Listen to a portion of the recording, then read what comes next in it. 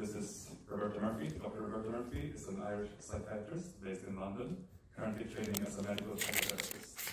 She's a member of the Imperial Center for Psychedelic Research. She worked as a study doctor and therapy guide on trials for psilocybin for healthy volunteers, severe depression and eating disorders, and has subsequently helped to train other research students. She's particularly interested in the role of the therapist in psychedelic-assisted therapy. She's been involved in writing ethical frameworks and clinical guidelines for the work, and co-facilitates reflective groups on ethical and clinical issues in psychedelic therapy for practitioners. She's published a recent paper exploring the impact of the Therapeutic Alliance on the acute psychedelic experience and clinical outcomes. Roberta is interested in alternative approaches to severe and enduring mental health issues, and she has trained with Open Dialogue UK, the Institute of Group Analysis, the Institute of Psychoanalysis, and in ecotherapy. Her work is informed by experiences of autopic breathwork. And Ashleigh-Murphy Beiner, is that how you pronounce it? Yeah, Beiner is a psychologist based in London, specialized in the treatment of complex trauma. Ashleigh is also a member of the Imperial Center for Psychedelic Research, where she's carrying out qualitative and psychotherapy process research. Her research relates to therapists' experiences of using psychedelic-assisted therapy with people with complex trauma histories and patients' experiences of psilocybin treatment for depression and anorexia. Ashleigh worked as a therapy guide on Imperial's clinical trial of psilocybin-assisted therapy for depression, and previously published research exploring changes to cognitive flexibility and mindfulness following ayahuasca use. She's co-designed and published an ethics framework and facilitates educational and reflective groups on ethical and clinical issues in psychedelic therapy to support practitioners, clinicians, and academic staff. Ashleigh is trained to work flexibly with a range of psychological models, including psychodynamic, systemic, and cognitive behavioral therapies, and has undertaken a doctorate in clinical psychology. So, please give a warm round of applause for tonight's speaker.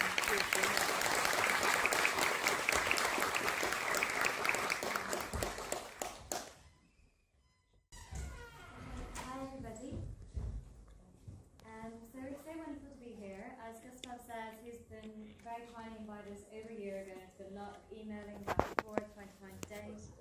Can you guys all hear me okay? Terrible sound. Can't hear you. Oh, okay. Oh, I haven't got my mic on, sorry. Can you hear me okay now? Yeah. Better. Yeah? Okay, great. Can you switch your closer to you? Yeah. Is that better? Yeah? Okay, great. And yes, I've never been to Sweden before. It's my first time in Stockholm, so very excited to be here. So as already mentioned, myself and Ashleigh have worked in a few different trials over the years, mainly based in Imperial College London. And we've both been generally involved in this area, Ashleigh in particular for much longer than me, quite involved in psychedelic therapy. And we'd like to share a little bit about what we've learned over the years, both working in trials and with colleagues in London. We'll talk for about an hour, maybe an hour and 15 minutes, and after that we'd really like to open it to the floor, because actually one of the things that we're most interested about in coming here is having a conversation about talking to you guys and hearing what you have to say as well. I guess it's worth mentioning that, as you might have heard from my sort of background spiel, I'm a psychotherapist. I'm trained sort of more in psychoanalytic ways of working. And although Ashleigh has done sort of a shamanic training working with ayahuasca, for me, I've only worked with these substances in quite a Western context. So that's the kind of perspective that I will be talking from. Although I'm certainly open to other ways of working. It's just not what my particular experience is in. I'm going to be presuming. I'm going to be presuming that people have some kind of understanding of psychedelics. And a little bit of understanding of kind of, the very basics of therapy. But obviously, like I said, there'll be lots of time for questions and answers afterwards. Kan någon höra mig? Ja. Är det på Zoom, gissar jag? Men inte längre. Nej. Jag tycker jag. Yeah. Great. So our particular interest is particularly in the kind of therapeutic work of psychedelic therapy, and we'd like to take a deep dive into that today and think about it from a few different angles. In order to do that, there is a brief overview of what we'll be covering in the talk. So the paper and a lot of the clinical material that our experience is derived from It's based on a trial in Imperial College London, psychedelic-2. Although we worked in a few different trials, this is the one that we worked full-time for 2 years together. Ashleigh is going to briefly run through this trial setup and processes, but particularly focusing on the aspects that are pertinent to the therapeutic relationship and the more clinical work that we're talking about. I'll be discussing a paper that I wrote. Ashleigh's also an author on it, thinking about the importance of the therapeutic relationship in this work, how integral we believe it to be to the entire process. I'll then be discussing a little bit about our clinical experience with the trial, the sort of very unique opportunities, but also thinking a lot about the complexities of this work, sort of the challenges, the limitations, and I'll do that highlighted by case material from the trials I worked on. I'll then hand over to Ashleigh, who will be talking about the kind of big questions that's facing psychedelic therapy right now in terms of clinical practice and ethics. We'll take a moment to sort of zoom out on the wider picture of kind of where we are in terms of psychedelic therapy at the moment. And in lots of ways, I think, there's been a lot of progress, there's been lots of trials, we're actually quite close to legalization, it's being decriminalized, and it's kind of a moment where we need to zoom out and think about kind of the bigger picture. The basics have kind of been covered, and we need to start thinking a bit more deeply and collectively about these processes. So, I'll hand over to Ashleigh now. Hi. Hello, can you hear me? Yes. Okay, great. Hi, I'm Ashleigh. So yeah, as Roberta's just said, I'm going to tell you a bit about the trial that we worked on together. psychedelic-2 was the name of the trial that we both worked on, and as Roberta said, we were on that trial together for nearly 2 years. It was a double-blind, randomised controlled trial, and it was comparing psilocybin, which is the active ingredient in magic mushrooms, to antidepressant treatment with escitalopram, which is one of the gold standard antidepressants. So really importantly, both arms of the trial were supported by therapy, lots of therapy on both sides. There were 60 patients in total, with 30 on each arm, so 30 getting the psilocybin treatment and 30 getting the antidepressant treatment. And everybody had 2 dosing days with the psychedelic, but on the escitalopram arm they just received a 1 milligram dose. Hallå, vi får inget ljud där. I think they don't have access to sound on Zoom. So Okay.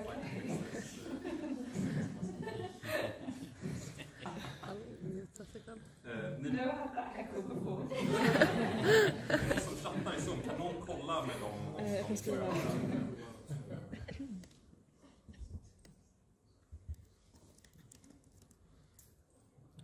Try saying something. Hello. Hello. Hi, Can you hear us?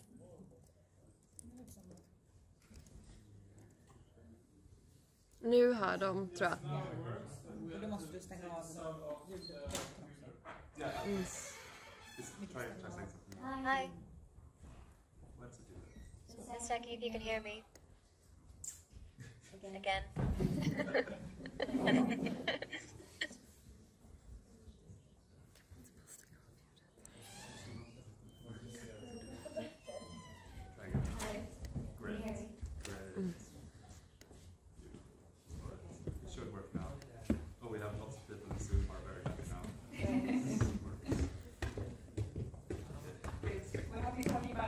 Everyone on Zoom. Do you want me to go back over some of this? Did they miss something on Zoom, do you think? Yeah, okay, no problem. So I was just talking about, for anybody that missed it on Zoom, I was just talking about the trial, the clinical trial that we worked on, the randomized controlled trial, which had 2 arms with 60 participants, half of them receiving psilocybin-assisted therapy treatment and half of them receiving treatment with the antidepressant escitalopram, and also supported with therapy. So as in most psychedelic therapy trials, we used a fairly standard model of screening, then preparation, dosing, and integration. This is the picture of the clinical room that we were in. We decorated it with scenes of nature, with soft lighting, to try and make it as non-clinical, as warm, as inviting as we possibly could. So the initial screening process, that usually takes place on the phone, on this trial in particular, or online, and then later in person. And it's, in essence, it's like a mix of a standard psychotherapy assessment and also a psychiatric interview. So thinking about things like people's life history, what they've been through in terms of trauma, interpersonal difficulties, attachment styles, as well as more kind of medical and psychiatric symptoms and evaluations of their risk. Yeah. So what we were looking for, and specifically recruiting participants with for this trial, was we were thinking about their kind of level of psychological insight and psychological mindedness, a kind of wanting to think about things psychologically. Some reasonable amount of ego strength, and importantly, an ability to build a therapeutic alliance with us relatively quickly, because it was a short treatment. So we were recruiting people who were low risk also in terms of harm to themselves and without any history of psychosis. So you're probably already getting the picture that this group is highly carefully selected, and you might even suggest that it's cherry picking. And that points to the potential dangers of the results being too broadly generalized beyond a trial to, you know, for example, an entire clinical population of people who all have a diagnosis of depression. So after screening, if they were enrolled, participants were then assigned to 2 guides. Roberta and I guided together quite often. We use the word guide in our trial because, well, actually, I'll go into that in a little bit. Within psychedelic therapy, there's lots of different approaches that are being taken to the kind of therapeutic work being done. In the same way that out there are kind of lots of different ways of practicing therapy, just in ordinary practice as well. So to go back to that idea of the guides and why we're using the word guides, they're there to support, to kind of provide support. A supportive, open and non-directive approach is used in the therapy. So that's why, in a way, we're using the word guide rather than therapist, because we're taking a non-expert position in the therapeutic process. But I think in hindsight, when we think about that, we're thinking that some opportunities were probably missed in working in that way. More of the kind of relational ways of working with the transference that we might have been able to do. And that kind of took a back seat in some of the work that we actually did on the trial. So it is worth noting that participants met their guides once at screening, and then they spoke on the phone fairly briefly on 2 occasions before then coming into the study and to the first preparation session. And the reason I'm mentioning that is just because it isn't much time. If you think about it, that's like 3 short kind of interactions. And that's to build the kind of trust that we think participants need to feel safe enough to let go. So it's actually a very short period of time. And we think that maybe having more clinical contact before the dosing day, which other trials do, that's probably a better approach. So the preparation session itself, that's all about getting the patient ready for their experience, for their psychedelic dosing experience. So it takes place on the day before the psilocybin session itself. It was quite a long day with lots and lots of different things covered throughout that day. We'd also have lunch together. So we would talk about things like, what are psychedelics? What's it like to take one? The kinds of common anxieties that come up for people when they think about taking a psychedelic, challenging psychedelic experiences and preparing people for those difficult experiences that can come up. You know, feeling paranoid or feeling unsafe, maybe getting stuck in a thought loop, feeling confused, the experience of dying or losing your mind, all of these things that can happen, just actually opening up into that and thinking about them together and thinking about how would they move towards those experiences if they do come up, rather than maybe moving away from them, because obviously that kind of resistance can prolong and intensify the duration of the challenging experience, and there might not be resolution if the person isn't able to kind of move into it. So during the preparation, we're reviewing how is the person feeling about going into this experience with us, thinking about also what things they think might come up in the experience. Obviously, it's very variable and none of us know, but we just kind of try and open up as much as we can. So we're looking at early experiences that they feel are connected to their depression that might come up. We're thinking about parts of themselves that they might worry about bringing into the room or into the treatment or to showing us, you know, or memories or emotions, you know, what kind of things would be hard for them to bring up in the therapy or to come up in the psychedelic experience. So also, I guess, in a way, thinking about shame and trying to open and make it possible for people to feel okay with some of those very shameful things that might come up. So a really important part of that day is building trust and alliance, which of course for most people seeking therapy is a complicated thing to do.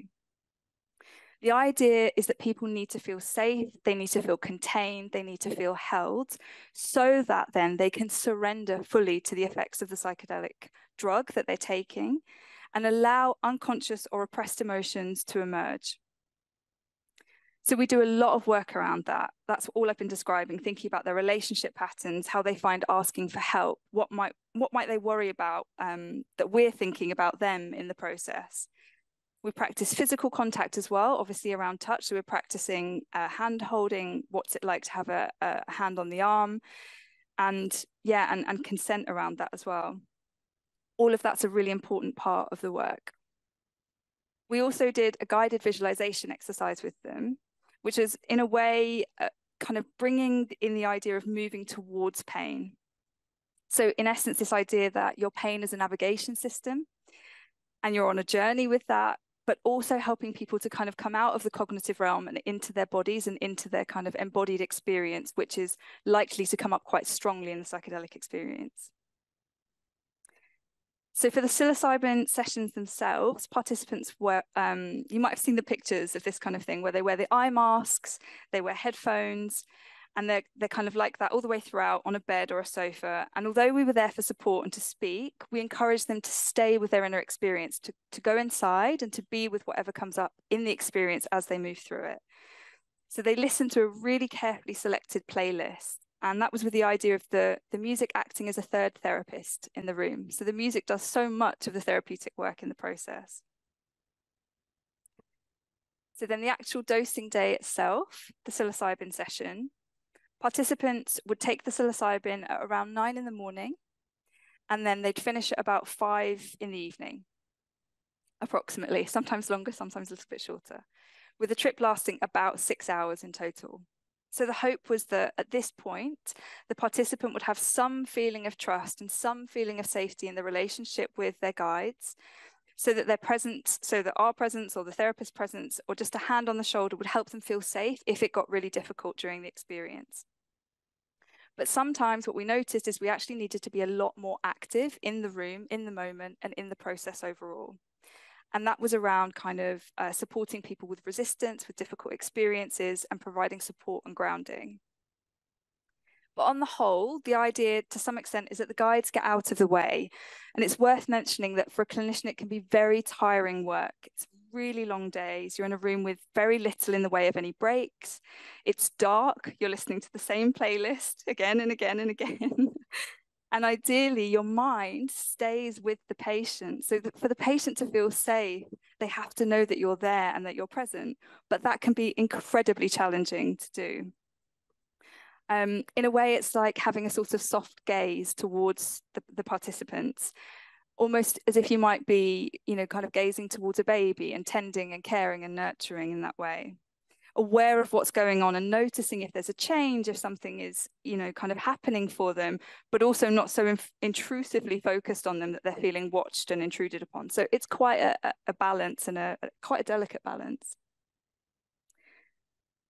And very different for different people. So sometimes one of the greatest challenges, like I was just kind of alluding to, is keeping your mind in the room and in the process as a clinician doing the work.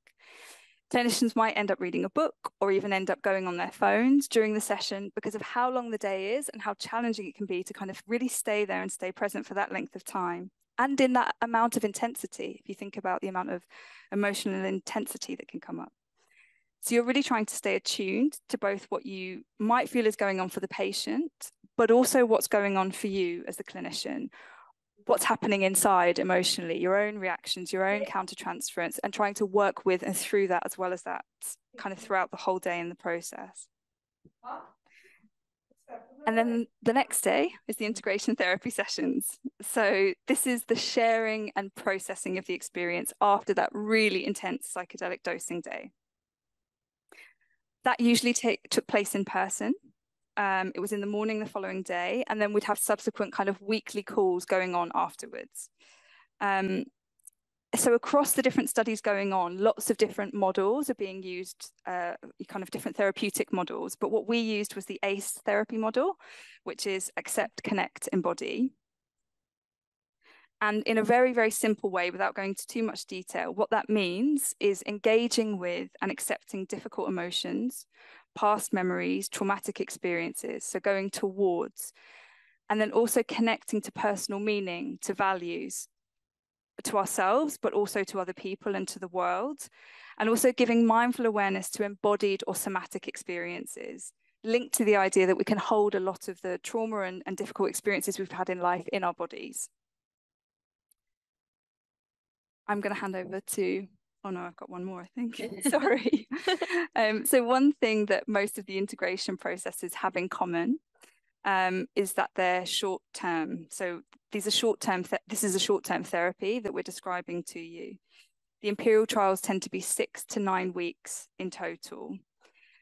So that's very few sessions, you know, it's very few integration sessions. And there are other ways of doing this work over the longer term. Stanislav Grof is somebody who did do that and did that work with patients with more complex presentations as well, so people with psychosis.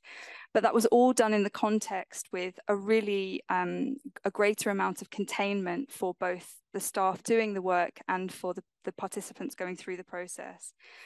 And also more flexibility. But we'll come back to that idea a bit more later. And I'm going to hand you back over to Roberta for now. Great, thanks, Ashleigh. So now that you have an idea of what the trial looked like, the sort of day-to-day practicalities, you might ask, what do people experience on the day? Some of you might have some ideas yourself, but I'll go through it anyway. So during PsiloDep, we had an opportunity to honor and follow, actually, 30 participants' journeys from beginning to end, 30 of the high dose side.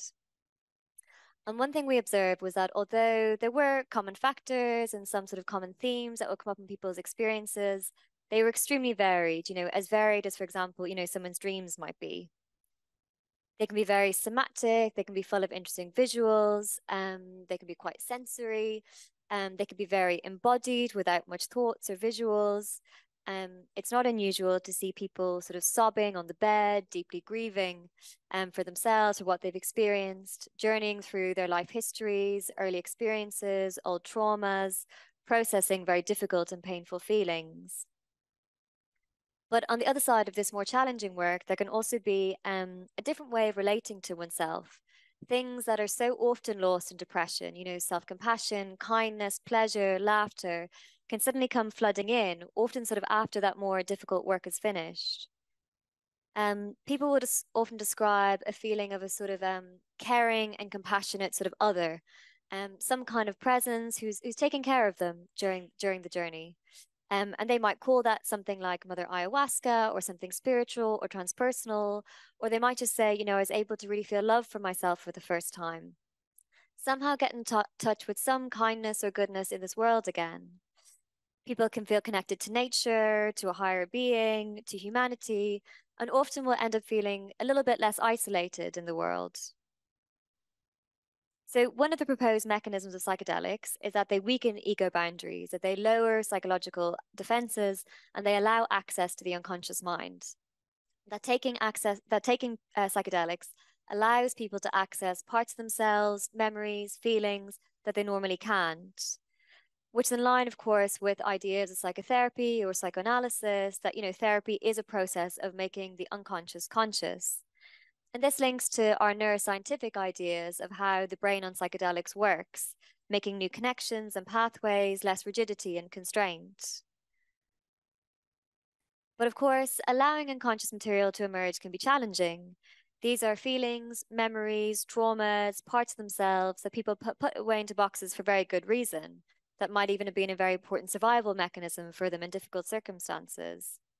But there's something about psychedelics that seems to be able to catalyze and support this process in a way that is quite unique and can feel at times quite remarkable to witness. But what I'm describing, of course, here is a sort of quintessential psychedelic experience, the one that you hear about in podcasts or read about in articles, which of course is not always the case. It's important to keep in mind that lowering your psychological defenses inducing a state of entropy or chaos in your brain might not be desirable and actually could be quite risky. So, lowering someone's psychological defenses or ego barriers might not be helpful or even safe. And I guess remind you of how Ashleigh spoke about how very, very carefully participants for this trial were selected and how, slightly hesitant we were about it being overgeneralized. So as a team, we started to get really interested, thinking about, who are the participants who are able to open up to these experiences, who have, the kinds of experiences that you imagine when you think about a psychedelic experience, who, get in touch with sort of these old difficult feelings and traumas, who work through things, self-love, and end up often feeling much better and no longer depressed by the end of the trial, compared to those who had a rockier, more difficult, and just much more complicated journey. People who say, maybe I didn't experience much on the dosing day, who seem to resist the experience. And I'll go into kind of all of that a bit later. But people who left, still depressed and often a bit angry and disappointed with us. And connected to that, lots of questions about the mechanisms of psychedelics, who responds and why or how. So, as many of you will be aware, researchers have started to think about two main sort of flavors of psychedelic experience.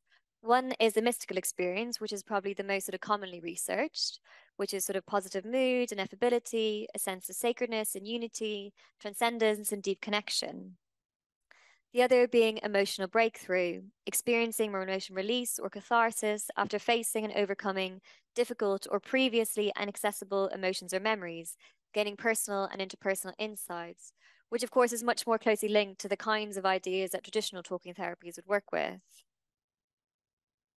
And what a lot of research has shown is that the intensity or quality of the acute psychedelic experience, i.e., high scores in mystical experience or in the emotional breakthrough inventory, leads to greater clinical improvement. So what we started to think about sort of in our kind of just experience of working in the trial is that what seemed to be a bit of the differentiating factor about how people did was how the therapeutic relationship felt. Sort of if participants seemed to trust us, if they felt, that's okay, if it felt safe between us, which makes sense, of course. The strength of the therapeutic alliance, which is a measure of the strength of the therapeutic relationship between sort of client and therapist, has been shown to be one of the stronger predictors of outcome across sort of all therapeutic modalities. So why not in psychedelic therapy? And as we already mentioned, the importance of the therapeutic relationship and the idea of trust, we were already working very carefully with. It's been intuitively held as integrally important across most settings and cultural contexts using psychedelics. But despite its accepted importance, despite every kind of working in order to foster it, knowing that it's an important part of the process, there really hasn't been much research into the area.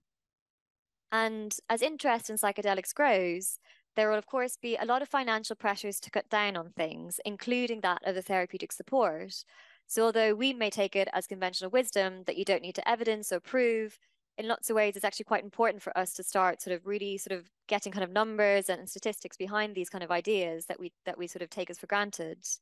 The idea, do people need to be a qualified therapist or what qualifications people need to do this work is a very alive and ongoing question in the community at the moment. So based on these ideas, we decided to investigate the role of the therapeutic relationship in the experience of the participants in our trial. Our hypothesis was that a strong relationship would predict bigger experiences, i.e. higher scores on mystical experience or emotional breakthrough. So if you felt safer with your guides or therapists, you would basically have a bigger and more intense experience in terms of these two kind of constructs, which ultimately we thought would predict how people felt by the end of the study. And the results confirmed our hypothesis. The rapport or therapeutic alliance predicted greater emotional breakthrough and mystical experience, which predicted final change in depression scores. Our results showed that the therapeutic relationship was important throughout the study, and there was a reciprocal relationship between the quality of experience and the relationship, one leading onto the other throughout the study. And of course, you can see that the other side of this is that those who didn't have that trust had sort of lower emotional breakthrough, less mystical experience, had much less change in their depression scores by the end. In essence, really supporting the idea of a patient needing to feel safe and contained in the therapeutic relationship in order to open up to the vulnerabilities of a psychedelic experience, to allow that unconscious material to emerge, to create the meaningful change that might, make a big difference for them clinically. So it's important to keep in mind that, as in all psychotherapies, there are probably lots of parallel streams of relational healing at play. There's sort of the way that the therapeutic relationship supports people to be able to go into the experiences, to open up to these vulnerabilities. There's the more kind of explicit level. There's maybe narrative building, thinking about your early experiences, your kind of interpersonal patterns, your attachment style. But there's also something kind of about the experience of being in a very regressed and vulnerable state with your guides and feeling cared for and supported in a way that you feel like you might not experience in early life, which can sort of heal in a sort of more embodied or experiential way. The next obvious question to ask, of course, is what might determine the therapeutic alliance. So firstly, there are the therapist factors, things like your interpersonal disposition, your own attachment style, which of course somehow will be influenced by doing your own personal therapy or self-work, the depth and quality of a therapist's training and experience, and the depth and quality of the supervision supporting the work. There's, of course, patient factors, how the participant or patient relates, their own attachment style, or to use more psychoanalytic language, the quality of their object relations, which, along with possible genetic factors, is often heavily influenced by early experiences of attachment figures and early relational trauma. And practically, what this indicates for us is that people who might find building that trust really challenging, we might need to support in different ways. For example, a much longer preparation period than we had, in the trial, allowing more time to build that trust prior to dosing. Meaning that this kind of evidence might help us to think a little bit about where someone might need to be therapeutically, or even you could say relationally, in order to really avail of a psychedelic experience. And the reason that this matters is that when psychedelics, potentially become legalized, if it ends up being a quite expensive treatment, we'll need to think very carefully about how best to use those resources. So when in a therapeutic process is a good time to use psychedelics? Where does the participant need to be, or even the therapeutic relationship need to be? And this is when we start to think about the nuances or complexities of the work, because all of this is built around the idea of, positive relationships, powerful psychedelic experiences, being depression-free in 6 weeks, which of course is a very, very short time. As Ashleigh said, most studies are between 6 and 9 weeks in Imperial, which is, a tiny amount of time compared to any of us who are used to working clinically, as being a kind of optimal healing path. But many of us will know that sometimes healing looks like working with very deep feelings of mistrust or anger or rejection, a lack of safety in the therapeutic relationship, or, some might say working with the negative transference. Or that a healing journey means getting in contact with fear or pain, maybe even looking more depressed than when you started, breaking down in order to break through, as some people say. But this kind of work might not fit neatly into, short-term trials with short-term measures. These kind of measures that we use to look at depression scores, they fit very neatly into things like antidepressants, a sort of rapid reduction of certain symptoms, but they don't really capture the therapy process very well. There's a question of all the things that might be happening in the room that really don't fit into these commonly used measures. I could say from our time as guides, these kinds of experiences could include an intensely challenging trip in which the difficulties are not worked through, a stuckness or something unprocessed. I remember one participant who had a quite sort of beautiful, perhaps you could even say idealized, a very sort of typical psychedelic experience in his first dosing session. His next session, he got stuck in a drudging hell. He had used a multitude of all kinds of substances his whole life, in essence, self-medicating, using these highs to take away his pain. And you can see in lots of ways that that's mirrored in the experience in this trial. He has a sort of soaring high followed by this crash, which of course he can't use in a way to get out of. And that man left the trial much more depressed than when he came in. And it's not to say that this is something gone wrong. It's just to say that that man needed a lot longer of a journey, much more support. He wasn't someone who was going to be able to work through things in a very short amount of time. And so we really need to think carefully about the ethics and safety you know, when we're only offering a very short-term treatment and short-term support. You know, on the other hand, it might look like someone who says, you know, I'm not feeling much, it's not working for me. And unfortunately, these kinds of experiences can often be mistakenly labeled as what's quite a common word to use in psychedelic spaces as resistance. But if one looks a little bit closer and zooms in on the details, there's always something to work with. You know, even someone is lying there saying, I'm not feeling much, there's something in the room. There might be an application of psychological defenses or relational difficulty. And you have to kind of sort of look a bit more carefully, I guess, to see, you know, what is it that, you know, is coming up for us to work with. You know, we had 2 patients in the trial who insisted that they were on the placebo arm, so that they'd been given a very low dose of psychedelic. And what was in the room at the time were very strong feelings of feeling let down, uncared for, rejected, not being chosen. You know, anger or neglect. And, you know, the first case, we thought, oh, they've just been given the low dose. And we were really shocked when it came to the day that it was revealed that actually they'd been on a high dose the whole time. And so our next time it happened, we were a little bit more wise, and we were able to work with that person in a slightly different way. And actually, ultimately, then that person was able to have, you know, a much more powerful second experience where they watched themselves die as a child and mourned that. And that's someone who had, you know, really shut away all of their needs, stopped asking for any help from their parents from very early age. But, you know, what the process was that we really needed to work through all of those feelings. We had to work through the mistrust, the feelings of being let down, uncared for. We had to earn her trust, actually, before she was able to soften a little bit into the next. Again, someone who probably needed much more time, much support, many more doses. You know, you might have someone who just keeps laughing. They're talking, they keep chatting. You know, it might look sort of a bit innocuous in a way. They could get very paranoid. They might say they want to leave. These are all ways of kind of avoiding the experience to some extent. Or sometimes it can manifest in you as a therapist. So I was co-guiding with another therapist with sort of a highly anxious patient. She had quite a severe eating disorder. And we found ourselves quite split. We sort of found ourselves moving into these roles of being a bit like intrusively anxious, being a bit cut off and avoidant.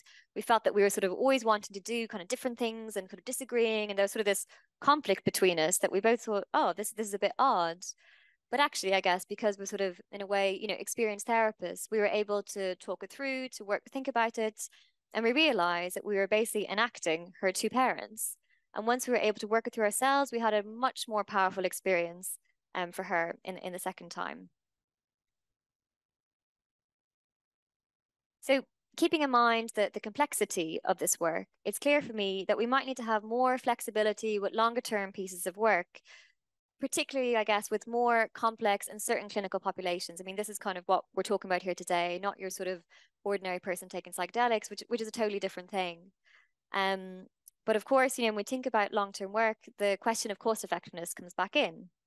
And at the moment, our trials are set up for, you know, what could definitely be described as people who are, in a way, not too complex, can get better in 6 weeks, you know, short cases, you could call them. And I think there's a real appetite in mental health services. I don't know what it's like for you guys here, but for us in the UK, CBT is, you know, very rapidly overtaking long-term psychoanalysis, you know, any long-term therapies. And I think there's a real risk that psychedelics is going to be seen as this sort of magic wand that's going to come in and it's going to rapidly remove very long-standing difficulties. And, you know, we saw clinical improvements that were amazing and really mean there's something to feel really excited and hopeful about here. But we also really need to stay grounded, realistic, and thoughtful. But I'm going to hand over to Ashleigh, who's going to talk much more about that side of things.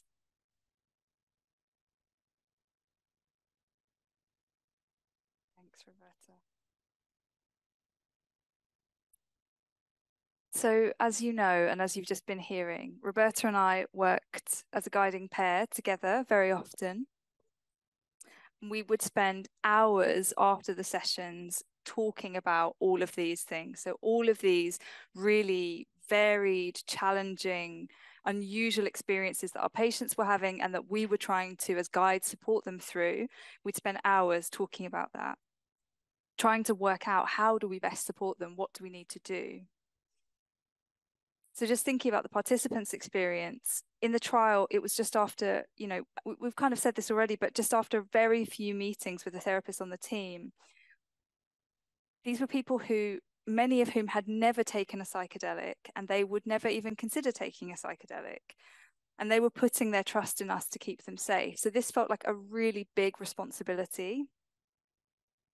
Many of the patients, you know, they were deciding to take a psychedelic, deciding to come in to have a psychedelic treatment, because all of the other treatments that they had tried for treating their depression, for their difficulties with mental health, hadn't worked for them.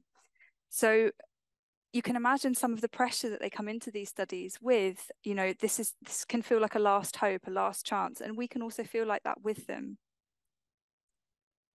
So really what we were trying to do is really trying to help people feel safe enough to let go, to surrender completely to their inner experience as best they could. But that can be a really challenging and difficult thing to do, which, you know, I think we all know.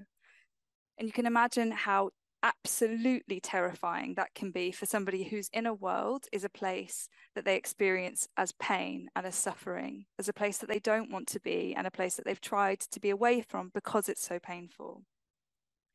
And knowing that inevitably the psychedelic could take them towards places of very deep woundedness, to losses, to betrayals, abandonment, trauma, you know, things that they've experienced as really very painful and very difficult throughout their lives. And we're telling them, you know, if that happens, go towards it, move towards this, go into this. Even if that doesn't feel okay, you know, we're there, we're going to support you. And in the end, it could be helpful. So we were also talking to them about challenging experiences, you know, whether they were experiencing kind of 4 hours of their bodies just shaking. Sometimes that would happen, just really strong somatic experiences of trauma releasing, it would seem like, or some people would make sense of, or absolutely hours, entire sessions of crying tears that people have held in by themselves on their own for 20 years. And letting them know this is okay to do, that actually, although it's painful, it can also help. So we wanted to let them know we're going to be there with you every step of the way, no matter how hard it gets. We're there, we're going to hold your hand, we're going to support you. But really, if you think about it, what we're asking of people, that is a huge ask, to ask people to be vulnerable and to trust us after just these few meetings. And for the therapists, actually, as you can hear from, you know, what we're talking about today, there is so much to think about in how we actually really truly protect the patient's rights, their autonomy, their agency throughout this whole process. So in almost every session, we encountered some kind of ethical or clinical dilemmas. And these are, you know, these are some of the conversations that we've been continuing to have together, and also with our colleagues in London and actually all around the world. So I just want to highlight actually just a few of those, some of the kind of ethical and clinical challenges of the work that we were encountering that we need to kind of think about. So the first one to mention is the importance of therapeutic boundaries, appropriate therapeutic boundaries in the work. So we're talking about working with clinical populations in clinical settings. And in order to keep both therapists and participants safe, you know, in work where the psychedelic is literally boundary dissolving. So what are the therapeutic boundaries once you've introduced a psychedelic into a therapeutic process? The usual boundaries in therapy that people are used to, you know, an hour a week, no contact in between sessions, that's very different in psychedelic therapy because it needs to be. We need to be in the room with people for long periods of time and to be there if they need support in between. But patients and therapists will essentially spend up to 8 hours together on a dosing day. Patients will be entering into potentially very regressed, younger states of self, very emotional, intense experiences that come up. So it's not hard to imagine how really confusing that can become. And you know, how blurring that can be for the boundaries and what is okay and what isn't okay and what's normal and what isn't. So one boundary in particular we need to think really carefully about in psychedelic therapy is the use of physical touch. And that's something that I suppose we need to think about a lot because we're not using that so much in ordinary talking therapy. So, you know, we're not trained really, you know, many of us to actually use that. So there's a lot of unknown in using it. And many of us would advocate, though, for the importance of being able to use it because it's really powerful for helping somebody ground during a difficult experience. can be a really powerful tool. It can be a powerful kind of emotionally reparative tool as well. But of course, there's also a risk of using touch, particularly in a context where the boundaries are less clear and things are a bit blurrier. So how do we safeguard against any potential risks there? Obtaining informed consent is another major challenge in all of the work, because really, no matter how well we prepare someone, these experiences really are pretty indescribable. So how can you really help somebody who's never experienced a psychedelic experience before, maybe never taken any drug before, that changes their state of consciousness, how to really describe that to somebody? And that's, consent around the use of touch, again, to think about that as a really thorny area, because what if a participant changes their mind during a psychedelic trip, during the dosing session? So they might have said, no, I don't consent to touch, that doesn't feel okay for me. And then in the session, they want to have a handhold or a hand on the shoulder or something like that. Then what do you do as the guide? How do we navigate and make sure that that's safe for the participant? How can we work ethically with resistance? Roberta talked a lot about this word and this idea of resistance. Knowing when to encourage a person to go towards what's difficult and knowing when not to, that's a really complex area. So we're also thinking with that about when we're working off of our own agenda, or when we're kind of working from a place of our own anxiety. And of course, it's very emotionally intense. So, that's for the guide as well as the participants. Yeah, cultural sensitivity is really important to think about as well, because, we live in very diverse societies, and we need, psychedelic therapy is quite a way off in really having some kind of strong and grounded thinking around this. There is some really good work being done. We need to be thinking about intersectionality and how that might impact on the kind of trauma, for example, that somebody might relive or experience. What does that mean for who guides them and how that feels, and all of those kinds of dynamics? How do we keep everyone safe if the participant experiences sexual or romantic feelings towards a guide? We can use those experiences therapeutically. It's called erotic transference. It's really common in ordinary therapy. It's a normal thing that we would work with, but it's also tricky to work with, and it can bring up lots of shame for a person who's experiencing it. So, and again, those blurred boundaries, just thinking about that all of the time. How do we keep everyone safe if the patients do start to have those feelings? And I guess in the context of that, acknowledging that we might all be vulnerable to the intoxication of being placed in a very idealized position. So, we are the people who are providing this drug and this experience, and that for the participant can lead to a kind of idealization of the guides and potentially the medicine as well. And how easy it might be for us to take the credit for a seemingly kind of miraculous recovery, our own egos inflating at the price of disempowering the patient's own healing process, their wisdom, their agency. Spiritual experiences, how do we support patients to have those very, after they've had those very intense spiritual experiences that can happen, what do we do then? Again, it's one of those areas in ordinary clinical work and traditional talking therapies which we're not necessarily trained to work with, but our patients might really need us to be able to support them, or signpost them to places that they can work with those. How can we work with participants who've relived or experienced potentially new memories of abuse? So we do also see this happening. So new memories of childhood sexual abuse is what we mostly see. That's an area that we're working on quite a bit at the moment. And questions like, does a psychedelic therapist need to be therapeutically qualified? Do they need to have had their own psychedelic experiences? These are all really important questions. We need to think about people who are doing the work being trauma-informed and really also able to hold and contain the kind of breadth and intensity of the experiences that we're talking about. And the list actually just goes on and on and on. But I'll stop there. And we really do wish actually that we had time to go into all of this and to, really think about it together, because I think we do need to think about it together.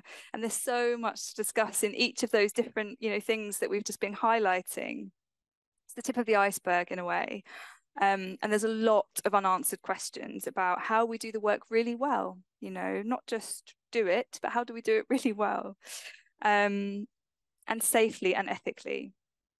And I guess that's also without mentioning how difficult ethical decision making actually is in the moment, and how little training therapists in traditional talking therapies, you know, we get so little training around how do you actually make ethical decisions.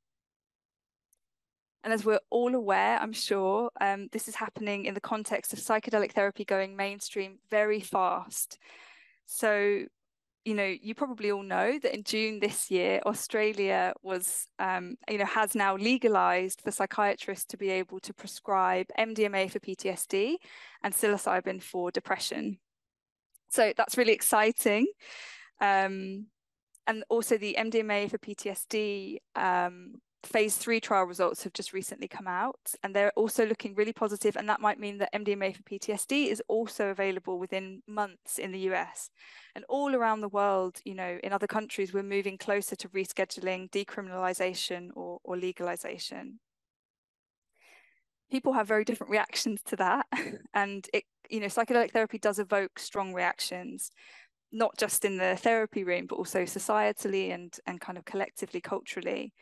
There can be this split between a denigration and a lot of fear and anxiety about the treatments, and also an idealization of the researchers, the gurus and the questionable figures labeling themselves as shamans, and also the treatment itself.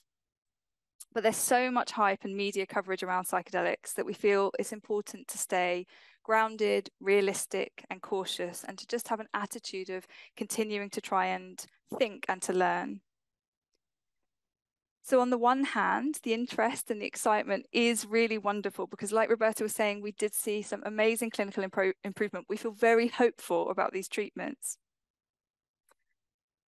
On the other hand, well, I suppose also, yeah, millions of people are suffering, you know, with mental health difficulties, and there really is a need for them to have access to treatments. That need is very real, and this could offer something very, you know, with great potential. And just on the other hand, I guess our clinical experience in the room with patients suggests that there's a gap between how fast everything's going and how early we are in the process of understanding how to really do the work really well, particularly with the many different people who might be able to benefit and the many different ways that we might be able to offer the treatment. And it's our opinion that that gap is going to get bigger if psychedelic therapy is scaled up and rolled out at the pace that it's going, without us making sure that therapists have also what they need to do the work well. Because there's going to be more and more therapists from all different kinds of trainings and backgrounds and experience and knowledge coming in, and potentially working without, you know, adequate guidance and support and the things that they need to keep themselves and their patients safe. You know, there's a real lack of infrastructure, I guess, at the moment, because it's so new. And as therapists, we don't have the power to slow any of this down. We can't slow down the rapid pace of the mainstreaming process, but we do have the power to think together and to build spaces where we can take pause, be slow together, and reflect on what's actually happening. And we think that's going to be really essential. We think that's really important to the safe development of psychedelic therapies, because in those spaces we can stop, we can reflect, we can gather our shared experience and knowledge. We can learn from our successes and also our mistakes, and we can integrate the wisdom of our patients and also all of the underground practitioners, the people working in other modalities with psychedelics, kind of actually gathering knowledge together and understanding more deeply about this work. And yeah, thinking about what we need, what we don't have right now, and what we might need to be able to hold all of this. Psychedelic therapy, as you've probably gathered, we think it's very intense.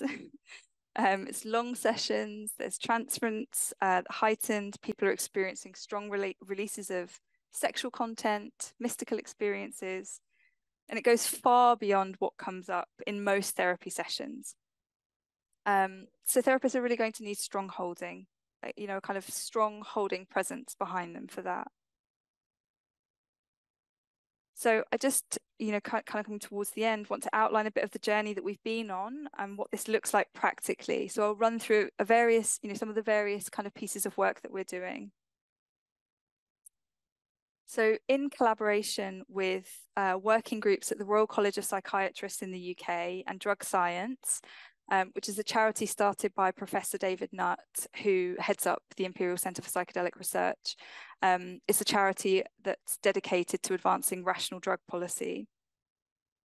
Together with, in collaboration with those groups, we're drafting an initial set of ethical and clinical practice guidelines for psychedelic therapists. To do that, we're drawing on the work that's already been done. Lots of people have done lots of great work on that, and we're just trying to gather it together to make it make sense for the UK. Which is where we're based, and also to be used in kind of training therapists as well. So we're considering these to be an ongoing work in process, because we'll keep learning, and guidelines will keep evolving as we learn. This is something that's come out of this effort so far. So this is a paper you can have a look at if you're interested. We've published an ethics framework, which we're calling the ARC framework. There are 3 parallel but interdependent arms of the framework: access, reciprocity, and conduct.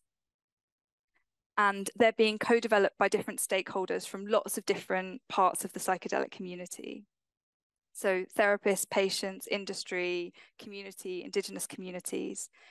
And myself and Roberta have been leading on the conduct arm, which relates to the ethical and clinical guidelines that I've been talking to you about today. We've also been hosting peer reflective spaces for the Institute of Psychedelic Therapy in the UK, which is the main training organisation that we have in the UK. It's a very grounded and solid organisation being run by Maria Papaspyrou and Dr. Tim Reed. And that space that we offer there is somewhere we can think about areas of the ethical and clinical complexity that we've experienced, but also that other practitioners are experiencing. The things that I was talking about, like touch and boundaries, the sexual transference, the countertransference, mystical experiences, all of these kinds of things. So really in the hope of supporting practitioners to feel held in the work, and also to, ultimately all of us be raising the standards of care that we offer. So we're in the process also of writing some papers on these different specific topics that we've mentioned today. And that's also with a view to promoting and encouraging discussion around these topics. And then there's research that I'm doing now, which is building on the research that Roberta did on the Therapeutic Alliance, to explore what the therapeutic relationship and process is like when using psychedelic therapies with patients with complex trauma histories. So people who've got, very, more severe or significant histories of childhood trauma. And that's ongoing right now. So I'll be very excited to be able to share that, and, when that's published in the coming months. So yeah, we hope that we have captured something of the nuance of the complexity of the work today, which is not so easily captured in the outcome studies and research papers that are kind of openly accessible. And we hope that if you walk away with anything from today, that it's the deeply relational nature of the work and an appetite and a curiosity to explore some of these questions. As I mentioned, we run the reflective spaces at the Institute of Psychedelic Therapy. So if any of you are interested in joining that, we would love to see you there to come along. You can sign up to the organisation. And that's a space we really value. And it would be great to see anybody there. And we're both on LinkedIn. That's the last thing to say. So if you want to reach out to us, if you have any questions, please do. We love to talk about these issues. So please do feel free that you can reach out. We don't check it very often, but we will get back to you. Yes, we're not good online. Okay, we'll end there for today. But yeah, thank you all so much. Well done. We did it.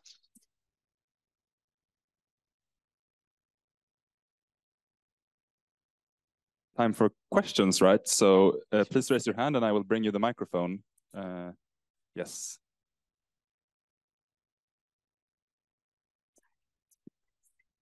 Thank you for this talk.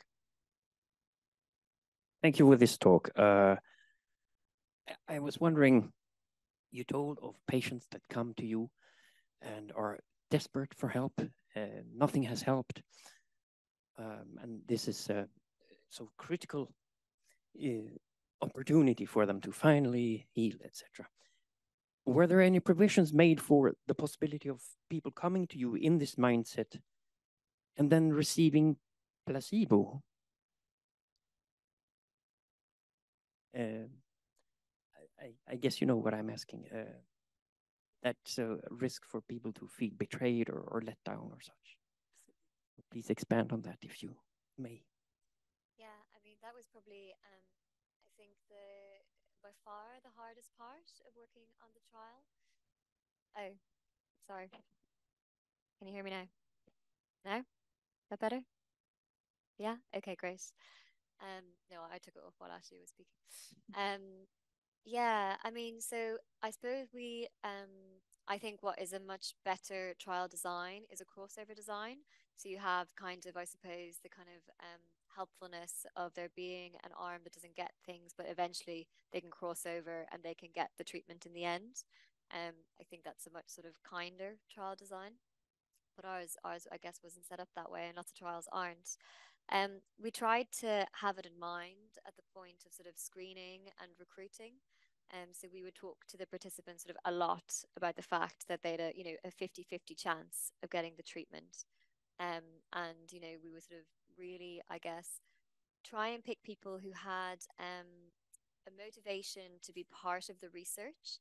So I think people often found a lot of comfort that even if they weren't getting the treatment themselves, that they were being part of something that would eventually hopefully bring the treatment to people, but also they were kind of helping others.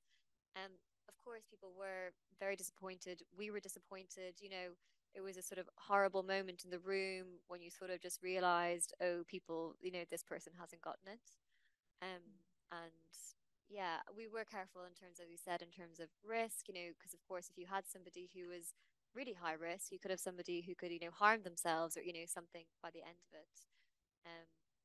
So yeah, we tried to think about it. It was something that we always had to have in mind. Is this someone that we want to give psychedelics to? And also, is this somebody who's going to be able to handle if they don't get it? So, it was sort of part of our process, I guess. I don't know if you want to add anything, Ashleigh.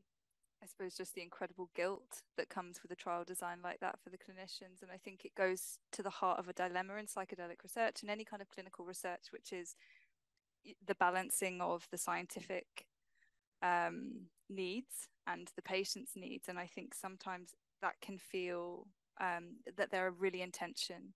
And I think that the trial design is one of the areas where that really comes up. And I think, like Roberta was saying, ideally with a treatment that's so intensive, you would have a trial design that everybody would receive the active treatment and that nobody would be left without it. I think would be our learning and our experience from doing it this way. Thank you. Thank you very much. Wonderful lecture. We had quite a few purely research-focused events here, and it's a pleasure to see a different perspective, very hands-on and practical. My name is Alexander. I have a quick question about different ways of working with psychedelics. I know you, Ashleigh, in particular, you published a paper on ayahuasca drinkers where the setting is very different. And having experienced different ways of working with psychedelics, what is your personal take? And that's the question to both of you, where sort of the current development of psychedelic-assisted interventions are heading, also in the light of the currently existing sentiment to minimize the therapy and the commitment to it, unfortunately. So I'm just curious about your opinion. At the same time, two therapists, one patient may be very demanding, and even if we think it is right, so right now probably very few healthcare systems would be able to afford it. So what's your take on group setting, for example? So these are the questions that I'm curious about. Thank you. They're great questions. They're kind of the million-dollar questions, right? There's so much to think about around this. Like, as you were speaking, the first thing that was coming to my mind is around skill and skillfulness. And in my research, I've been interviewing people who work in all different kinds of settings. So therapists working in clinical settings, actually, interestingly, therapists working in retreat settings as well, but in kind of different models. But really what has been coming through for me is skill as something which may be, there might be something about the skill of working with psychedelics, but then there's the bit that's the therapy. So if somebody is wanting to go on a therapy journey, I guess it would be really helpful for them to go with a therapist who knows how to work with psychedelics. But other people are seeking something different, and actually they're not wanting to go on that kind of journey. Then maybe they're, it's this diversity of approaches is useful for people to be able to explore in different ways. And people who have a kind of very spiritual kind of approach to healing, that might be the way that they want to go. But I guess I'm a complex trauma therapist, and so I do also worry about people with very complex trauma histories finding themselves in spaces where people maybe don't, just because they haven't had the opportunity to learn about all of the different ways that can impact somebody. I sometimes worry about those people in spaces where there isn't enough knowledge or training or skill. I mean, obviously, I think, we have our own personal ways of working. I'm sort of just like sort of relational, intense, long work. I'm not very cognitive. But I think it's going to be that in the way that now, you can go see a Reiki healer, you can go see a CBT therapist, you can be in psychoanalysis for 10 years, and psychedelics is just going to kind of hang itself off different things. And, we both strongly believe in sort of, within the realms of safety, I guess, patient autonomy, that as much as I think, an intensive relational therapy is great, some people, they just want CBT, they want, that's not for them. So, I think it's good to have a diversity of choice, and that people will sort of be attracted to the modalities or the therapists that kind of suit them. I think your question about, number of therapists is a really good one. It's, sometimes I think you really need two therapists in the room. It can be really, just practically sometimes it can be so intense, just sort of trying to sort of keep focus for that long.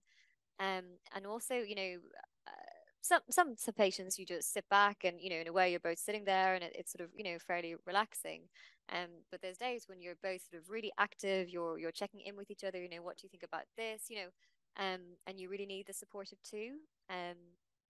And the other thing that you mentioned was group therapy. Yeah, I think that we both really are, like group therapy. We both facilitate groups and work. And I think it's actually a really powerful way of healing. I think there's something about that sort of peer-to-peer relationship that is much more empowering, actually. One of my favorite things is how, the members of my group have sort of just taken over my job in a way. They barely let me talk, and that's great to see. So yeah, I think group therapy could be a really good way to have, maybe two facilitators, and also then the group, they hold each other in a way as well, So yeah, I think they're really good questions. Thanks. Right, so I'm here. Thank you so much for a super interesting talk. It's great to hear about your work.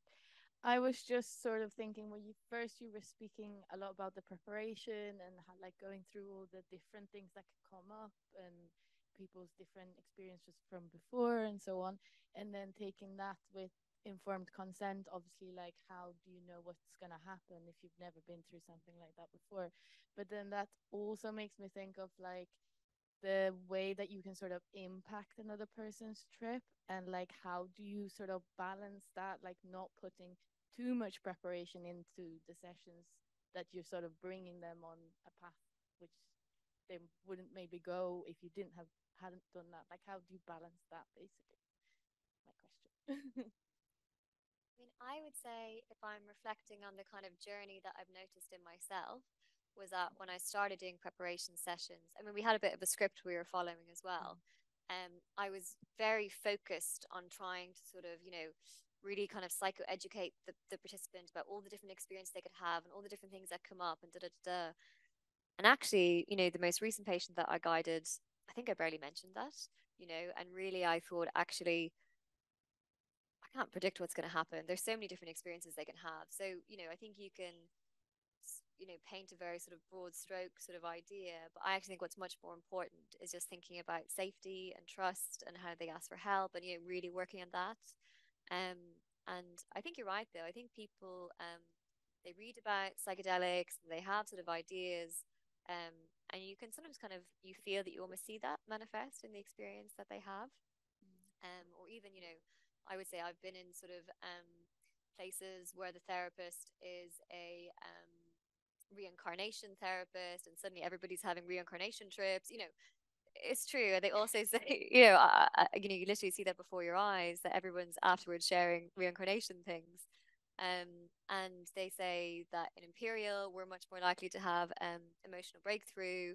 In Johns Hopkins, they're much more likely to have mystical experiences, and there's this sort of gentle nudging, and whatever that happens. So I think inevitably we do influence even the playlist. Theirs is full of sort of choir music and sort of church things, and ours is much more sort of melodic and sort of sad music, and you're sort of nudging people in certain directions. So I don't know if that's a bad thing, but it certainly is a thing.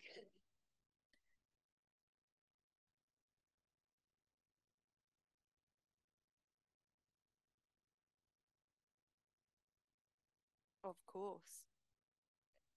Something as powerful as the priming effect can be used positively or not, and who decides that?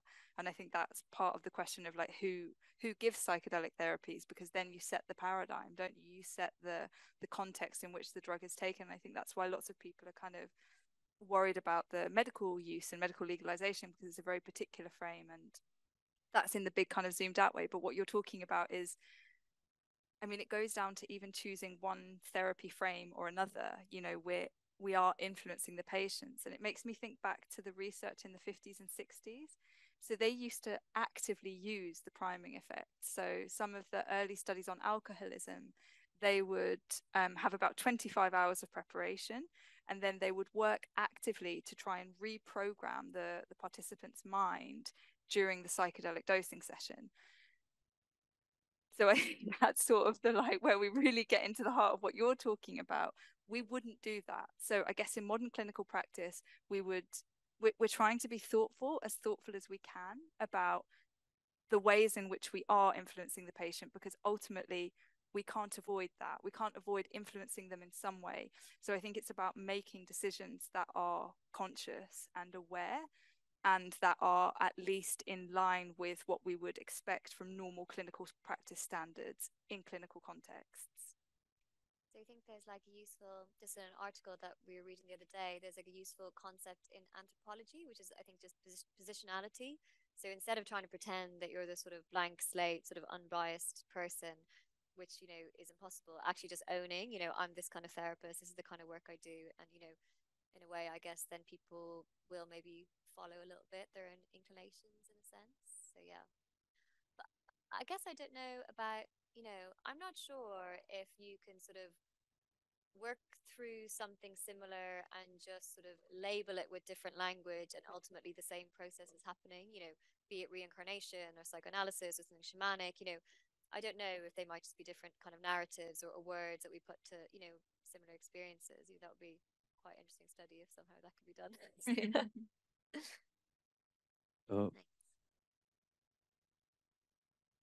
Hello, my name is Eva, and I'm a psychiatrist and also trauma therapist. Did you hear me? Yeah. Yes. Okay. So you didn't mention the word dissociation when you were talking, and I wonder why. Because to me, to screen for dissociation is really a deal breaker in how you treat a depressed patient. And maybe that's also a predictive of outcome. Certainly, we know that having depression is often related to attachment ruptures and early adverse events. So there are aspects of dissociation that is part of the depressive symptomatology. And I even question whether psilocybin would be the right drug to use. Maybe using MDMA first before introducing psilocybin to work through the traumas. Otherwise, the psychedelic may create just spiritual bypass and other ways of coping, which is not really helping to be in your body and be in the present moment. So what's your... Yeah, so when my work comes out, that will be in there. So yeah, I totally and utterly agree with you. Yeah. So it's interesting. So like I said, I've been interviewing therapists, and what you've caught is the blind spot. It hasn't been there. There hasn't been thinking around association. There hasn't been lots of thinking around trauma, which is why I was investigating it. And I think it's time for that to come in. And there's some really important, simple changes like that, like thinking about how do we work with dissociation prior in the preparation, and also actually throughout the therapeutic process in the dosing session. It's different in different parts. How much preparation does somebody need? You know, this is what Roberta was talking about. How much more preparation do we really need for somebody? And, you know, I feel really uncomfortable about the idea that patients are going to be excluded from treatment because we can't afford to make them long enough. You know, that just doesn't feel right. If there is a way to offer a treatment that could expand access to somebody that could benefit from it, I think we need to be kind of, yeah, trying to think about those people's needs. So I really appreciate you bringing that into the discussion. Yeah, it is. Thank you for the presentation. My name is Benjamin Sibik, and I work in the NHS as well as an assistant psychologist. Sorry. Yeah. Okay. So basically, I would like to ask you, because in the UK, like, it's kind of hard to like get into clinical psychology doctorate. Like, it's really challenging. That's why I'm here right now. My question would be like, I would really like to work, like the work you do, for example. Like, what would be the best path to get into something like this? Are you an assistant psychologist now? Yes, I was in the UK, but right now I'm in master's in Sweden. Mm-hmm.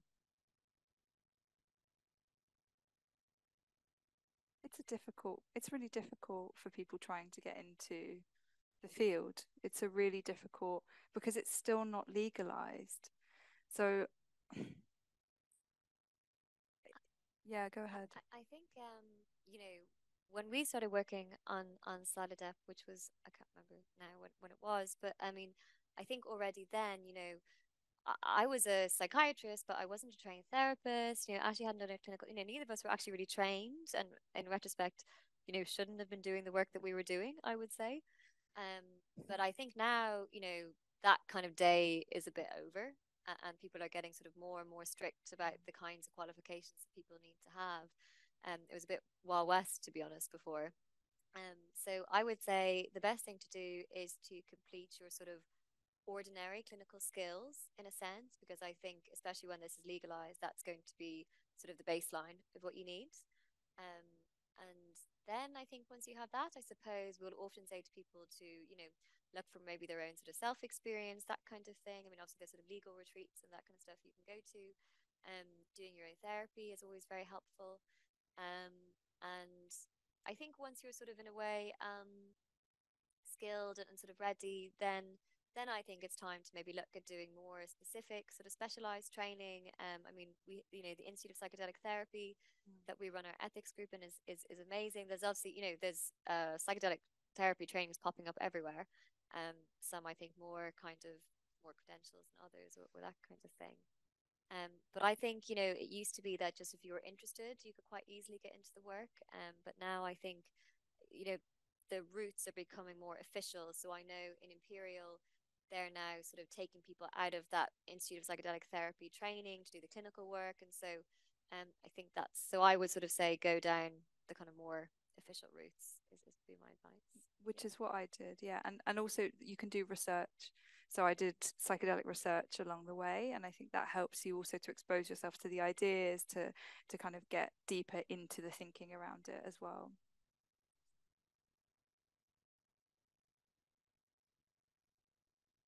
So can you do research into psychedelic therapy? As a clinical psychologist, you can, yeah. So I do both, yeah. Yeah, thank you very much. Very interesting. I just came from a place where there was a bunch of addiction doctors, and I'm one of them, and addiction therapists. Same day as this, I don't know if anybody's here that were in that place just a few hours ago. My question is first, where can I find, or where can we find the results of your ayahuasca work and this work? If you perhaps could write or say where we can find that, would be very, very interesting, because they said that it was no science on ayahuasca. Some Swedish professor just said like a few hours ago, but obviously there is. And I have a personal very good experience of ayahuasca, so that's why I ask you. So that's one question, and the other one is: have you worked with addicts? And you know, if you look at substance abuse, how long after they have been using have you worked with them in this way? So to come to the ayahuasca research, perhaps I can send it to Gustav and you can share it with people. Yeah, would that be a way to do it?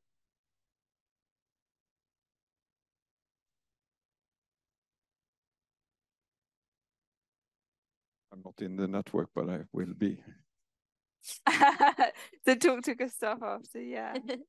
And then maybe you're best placed to answer around addictions with one of the participants. So I think I haven't. I think that the only person who, so in essence, we tried not to include anybody with a recent addiction. And that was just because we sort of only tried to include people with a diagnosis of depression, which obviously is much more complicated actually trying to do that than it sounds, because of course people often have comorbidities and things. But we just thought it would get too complicated if people had sort of ongoing addiction or OCD or whatever kind of at the same time. So we tried to keep the group as kind of homogenous as possible. But the only person who kind of slipped through the net accidentally. Oh, sorry. Is that better? Yeah? Okay, great. The only person who I think sort of slipped through the net in a sense was the example that I gave in the talk. So he had said that he wasn't using substance anymore, but I think actually was still using quite a lot of cannabis and and I suppose you can see his journey was quite difficult. But otherwise, I guess we try to exclude. I don't know if they haven't done any addictions research in Imperial at all, I don't think. They've just got funding to do a gambling addiction study. So not with substances, but with gambling. Yeah. So they've just received a huge grant for that, actually.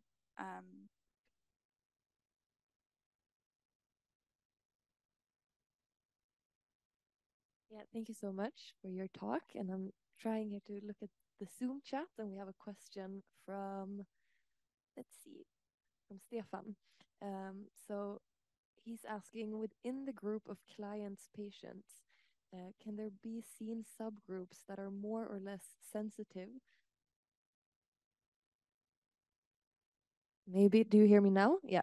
Okay, so I'll restart.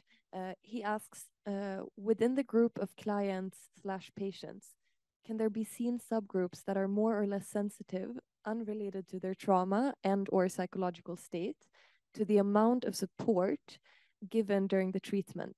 In other words, are some getting help more or less solely through the given psychedelics on its own? And then he explained it. And if so, do we know why? So I think the question is, do we think that anybody is just responding to the drug effects and getting a kind of therapeutic benefit from the drug effects, which may mean as opposed to drug plus therapy or just the therapy, I guess, as well?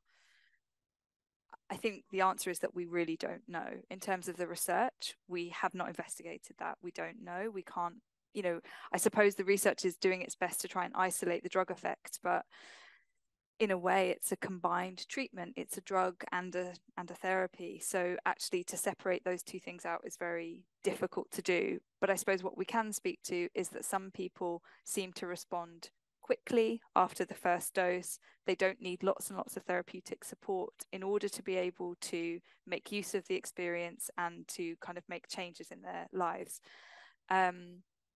I suppose some of what Roberta was looking into in her research is trying to work out why might that be, why might somebody be able to do that, and one of the things we think is the therapeutic relationship. So somebody who's able to kind of build a relationship quickly, which goes back to that kind of early kind of sense of early relational experiences that have been good enough to be able to build relationships with others. Yeah, and I guess also it's often, a lot to do with the kinds of support that people have outside. I think some people, we were sort of their only contact or their only people supporting. But of course, other people would have, loads of people that they were talking to and working through the process with. And so I guess if you have sort of enough support around you, that can make a big difference as well.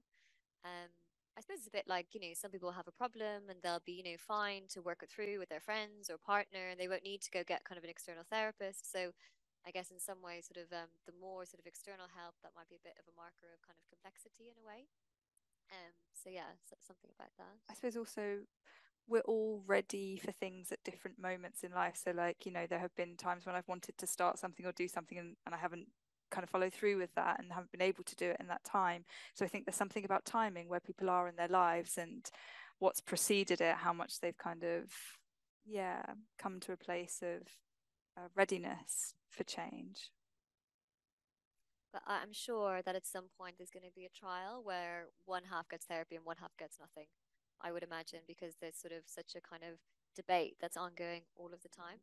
And and it might be that there are some people who are suitable for that. I don't know. Obviously, our bias is towards therapy, but we have to be open to the fact that certainly for less kind of complex people, it might be fine just to go in and take a psychedelic and integrate with your friends. Who knows? Thank you very much for your presentation. And my name is Göran. I am a doctor and a trauma psychotherapist. And basically, I have one question, and that is, when you arrive, or the client arrives with memories of stories, narratives of traumatic experiences, do you judge these as being true memories, being related to real life experiences, or do you more view them as hallucinogenic drug effects, hallucinations which are more chemically induced? What is the truth, the face value of these narratives? So I think that's another sort of $1,000,000 question in a way. It's something that we're both very interested in. It's actually, oh, sorry, my mic is never close enough. Bendis, can you hear me now? You help me. Okay. Okay, is that better? Oh, yeah, much much better. Sorry. So it's actually quite a common experience. So we had 2 participants out of 30 in our trial, 1 participant in SolidUp 1, which was only I think 10 or 20 participants. It happens quite a lot. It's, I guess there's no definitive answer, and of course, there's not going to be any rule. For some people, it will be a real memory, and for some people, it might be more of a manifestation of something. It's a very contentious issue. I think that there's a lot of people. So I think a lot of kind of so people who may be trained in more the kind of Stan Groffian kind of school, breathwork stuff. They would often think of it as being sort of something like a dream, a sort of fantasy, something as part of the process that can be worked with in that way. Whilst also, you of course always hold a kind of stance of uncertainty. But of course, some people feel very concerned about that. So there's going to be people who have, real memories of something coming up that will sort of not either, in terms of safety and risk being paid attention to, or somehow they'll just be invalidated. What I can say is that the 2 participants in our trial who had new memories of sexual abuse from parents, did eventually land in feeling that it was part of the trip and not something real. One was able to verify that and one was not. But I think it's an incredibly complicated and difficult question. Ashleigh, I don't know if you've got something else to add. I suppose just always on my mind with this is just to say, I work with, a big part of my work is working with survivors of childhood sexual abuse. And obviously so many of their experiences in life are of not being believed, of their experiences being kind of minimized or denied, and how kind of really brutally painful that can be. So I think it's always important just to speak to that and to just name that kind of reality that in our society it's not easy to talk about childhood sexual abuse, and for those who've lived through it, it can be really deeply painful to live in the kind of silence and isolation of that. And I think that's something always to hold in mind. So I guess we try and work with the uncertainty as best we can, because we can't know, you know, it's not for us to decide if a memory is real or not. We have to hold the reality of the potential symbolism of the memory and the potential reality of it. And as Roberta's saying, it's really polarized. You know, memory researchers from a cognitive science perspective have produced evidence to suggest a memory can't be recovered. And then there are others who have shown that there are cases of people recovering new memories of abuse. So the landscape, the literature landscape is weighted more on the side of memories can't be recovered, but there are these very compelling pieces of evidence to suggest that they also can. So the research doesn't really support us in this area either. It's complex and it's polarized and it's uncertain. So the uncertainty is where we have to be with people who have those experiences, because that's what they're waking up into. And there's so much to think about around the ethics with that. I think it's also important to keep in mind that actually it's so common that it needs to be part of a standard consent process. Yeah. Because people need to realize that actually that's something they could experience. And of course, feeling that you have this sort of life-changing, you know, new memory is something that you probably would want to know is a possibility going into something. And I think this also speaks to what you were speaking about earlier, Roberta, which is length of time. Because you can imagine if you were to have that experience in a psychedelic session, you would not want to 6 weeks later have no one to talk to about it. So there's something about the possibility of that, meaning that there needs to be a lot more time. Because, you know, I'm thinking of a therapist who spent many years with somebody working through a memory of childhood sexual abuse that was new and experienced as recovered, that then over 3 years was kind of unpacked into the experience that was that the person came to as the truth of their experience, which was not sexual abuse but was something else. But that took, you know, many years of working through something. So yeah, more time. Hello, can you hear me? Yeah. Thank you for an interesting presentation. I have a question about the selection process of the participants in your trial. I've come across some research that suggests that having taken SSRI for like 3 to 6 months prior to taking psilocybin can have a diminishing effect on the psilocybin. Was that anything you took into consideration, or what is your thought on that? Thank you. So we so our study was treatment-resistant depression. So, you know, a large proportion of people who were of sufficient severity for our kind of criteria and treatment-resistant were on antidepressants.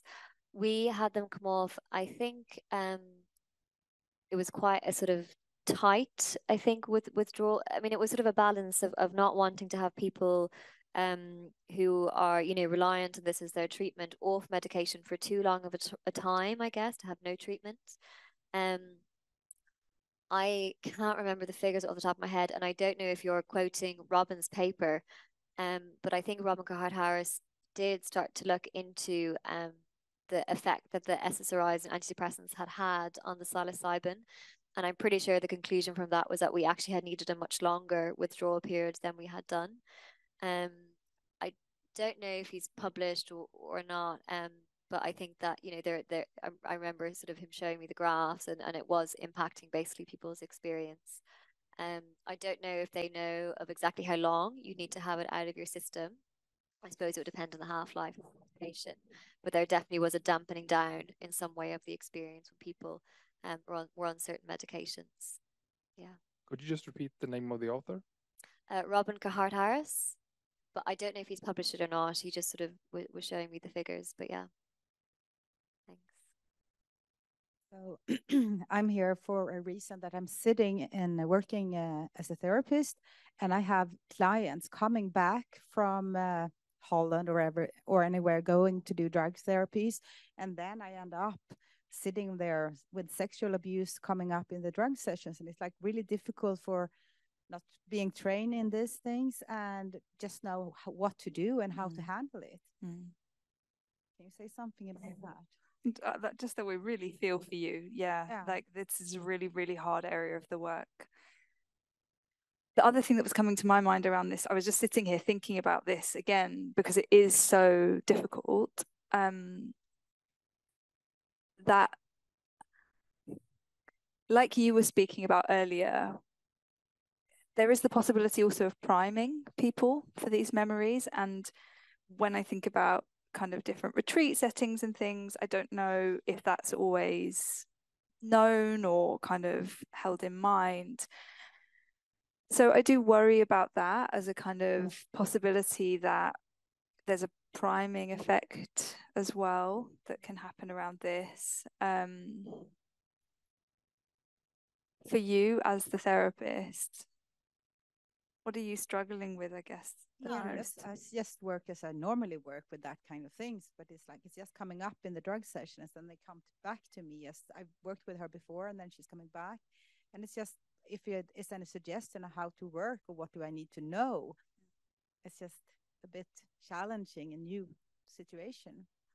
I think what one of our supervisors would just say is to think about it as if you're working with a dream, and of course somebody could have a dream about being sexually abused, and wonder if it's real in the morning as well. And so I think sort of in a way holding it loosely in a sense, because there's always a risk, I think, that somebody will have an experience like that, and it might be a sort of a symbol or a manifestation of something about a relationship, or there could be some transgression of a boundary that it's representing.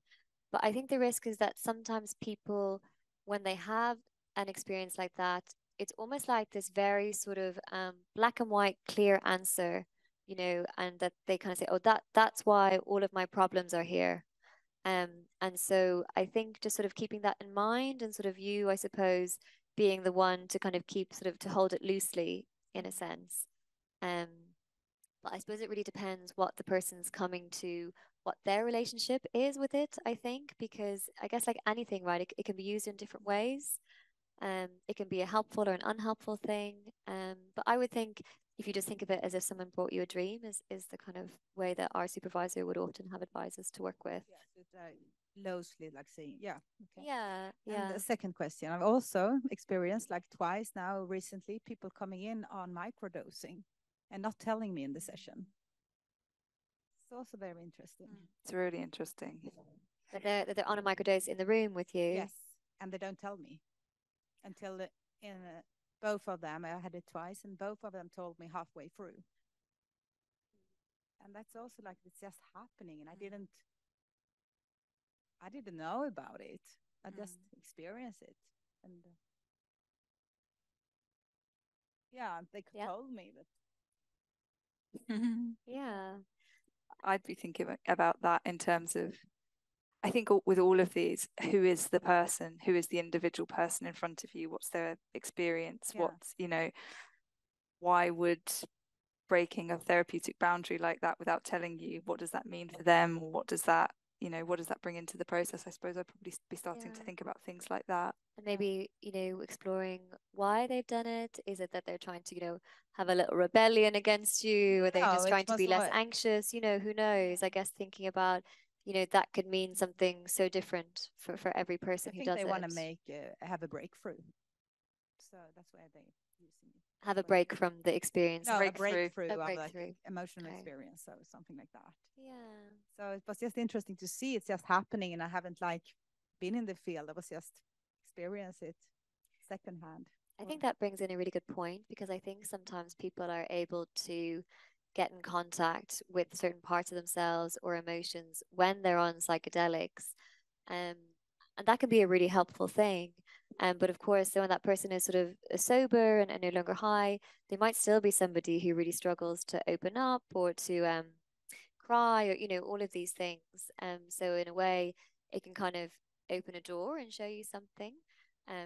So yeah, I guess maybe they're trying to catalyze something in themselves, but of course, eventually they're able to have those breakthroughs with you without the drugs, I guess. Yeah. Thank you. It makes me also think about like the systemic failings that are meaning that happens, because if it was legal, that wouldn't be happening, would it? That people, this is a sort of response in people also potentially to the fact that they can't legally or necessarily easily or safely access these treatments, which the media has told them could help them. So I think that's also a kind of symptom of the kind of systemic problem that we're in right now with the. They're kind of making you be a psychedelic therapist in a way, right? Yeah. So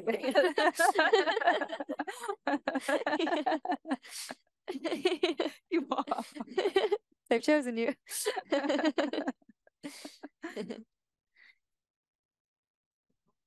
First, I want to thank you for a very rich and thought-provoking presentation. Thank you. My name is Margareta, and I'm a psychotherapist. I'm specialized in using music in psychotherapy. So I have two questions. You can't hear me? Hey, Björn. Can you hear me now? So I'm a psychotherapist and specialized in music psychotherapy. So I have two sort of separate questions. One is going back to what you call the hidden therapist.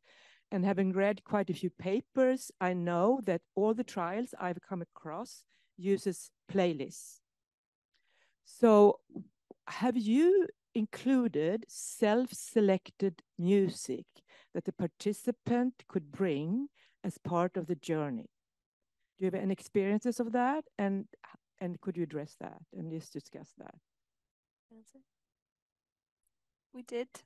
We invited them to bring in some pieces of music towards the end of the sessions. Okay. And the reason it was so limited is because it's a randomized control trial. So it was a little bit of flexibility within what is otherwise really heavily protocolized. So we had the same playlist for all of the patients because we were trying to make things as similar as possible for everyone. But so, yeah, we would invite everybody to bring in a little piece of music for themselves. And I think it was incredibly enriching and rewarding for people to be able to do that. And I'd love to see more of that. I'd love to see more choice for people in the music that they listen to, because obviously it's so personal, isn't it? Yeah. Taste in music. And do you, in the integrational work, do you go through the sort of peaks and the dynamics of the music experience? I mean, it's quite a profile that's organized that goes with the intensity of the drug as well. When you say go through the peaks and the integration, do you mean play the music, or? Yeah, I mean, when you go into the integration afterwards, after the psilocybin session is over, and you sort of integrate experience. Yeah. Do you go back and reflect on that? Yeah. So people will often talk about, they'll kind of be like, this was happening, this particular piece of music was playing, and maybe we'll play it during the integration process. And we wouldn't be replaying the playlist, I guess, sort of during the integration process, unless it kind of came up and they were wanting to listen to it. Sometimes people might listen to it and sort of take a moment and go back into, I guess, what they experienced, because of course the music can really sort of bring out a lot of memories and sort of in a way bring them back into the experience. We also let people have the playlist after they left the trial, and a lot of them said that was a really special thing for them to have, that they found it quite comforting and nice to listen to for a long time afterwards. So I think the music was sort of an incredibly powerful part of the process for most people. Thank you. So the second question relates to, I think somebody asked about skills and the therapeutic knowledge and ability to relate and so on. So you addressed attachment and working models, and you also addressed being able to create alliance in difficult spaces. So could you elaborate on this, how one can sort of understand working models in you know, when you have different kind of working models in attachment theoretical perspectives, you know, you have difficulties in trust, you have maybe even inabilities to trust. And do you assess for that before going into the trial? And do you take in people that have more disorganized attachment? You don't do that. Okay, okay. For the so most you have to part, have, no. you have to have, okay. So They've that's done part. the first, or they're doing, I think, the first research in people with a diagnosis of EUPD or borderline personality. It's happening. Rick Zeifman, I think, in New York or in America anyway. Yeah, in Canada, is doing that. That's a really particular interest that he has. But typically, people with that level of sort of you know, high levels of trauma, complex trauma, which may manifest as being labeled sort of personality disordered, all that kind of, those kinds of people are often excluded from trials as now. So it's great that there are sort of specialized trials being set up with sort of specialized therapists, you know, and hopefully after that we'll have a much better idea of how to work. I think in particular, actually, MDMA therapy has a lot of potential for people like that. It needs So, more so therapy. the relational piece, I mean, you speak about being tired, sitting through the whole session. I mean, it could be tiring, you said, you know, for those many hours. Could you share some ways you stay present, that you sort of step up your energy, that you sort of, you are there? I mean, what do you use? What kind of clinical skills do you use? I wouldn't say it's for 8 hours. It's a great question. Yeah, it's a good question. I mean, I think often, you know, it really depends on your own mental state, I would say. So, you know, if I think in both of our trainings, we're in our own personal therapy. Because I think often what might take you out of the room is something happening in your own life, or anxieties, or I'm thinking about this, you know, whatever. So I think as much as sort of trying to kind of, you know, keep those kinds of things clear and processed.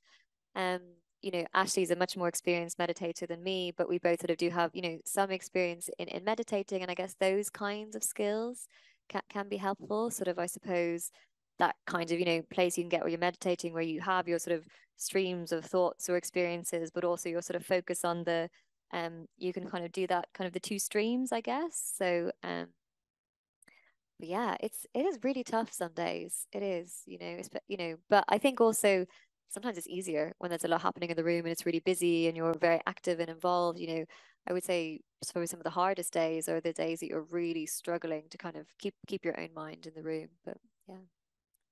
Yeah, I think also just a recognition of the humanity in it. You know, we are just human, and some days are harder than others, and sometimes we're less present and more present, and some compassion, I think, is really important in that process, because it's really demanding work.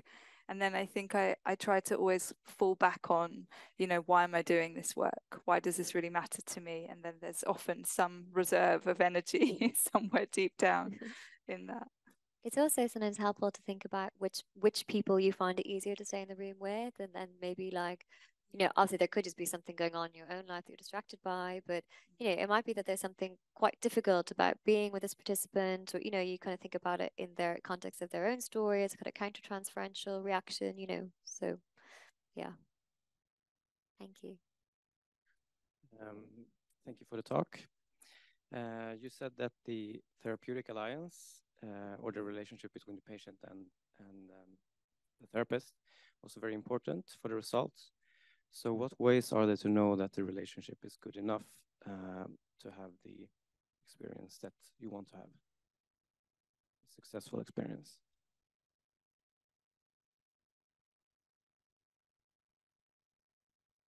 So I think, in a way, I don't want anyone to have any particular kind of experience, is the first thing that comes up for me. I think we prepare them, and then we let go of everything to take the pressure away again, is the first thing that I wanted to say. But do you want to add something? Yeah, I mean, I guess I would agree with that, but I think there is also a reality that we probably will have to think about these things, I suppose. If, like, we're in a lucky position, I suppose, of being able to have someone in long-term therapy and to be able to kind of almost decide, okay, now is a good time for us to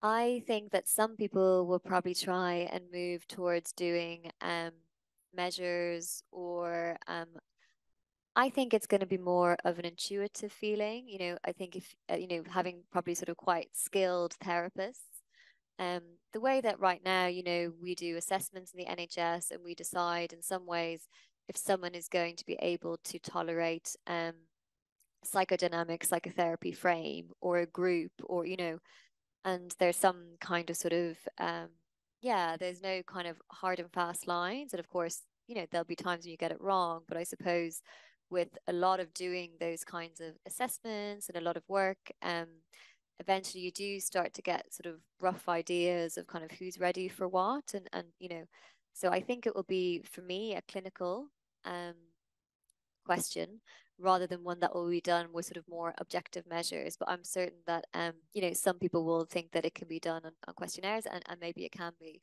But that would be kind of my feeling, is that will be sort of just somebody quite experienced sort of making the calls.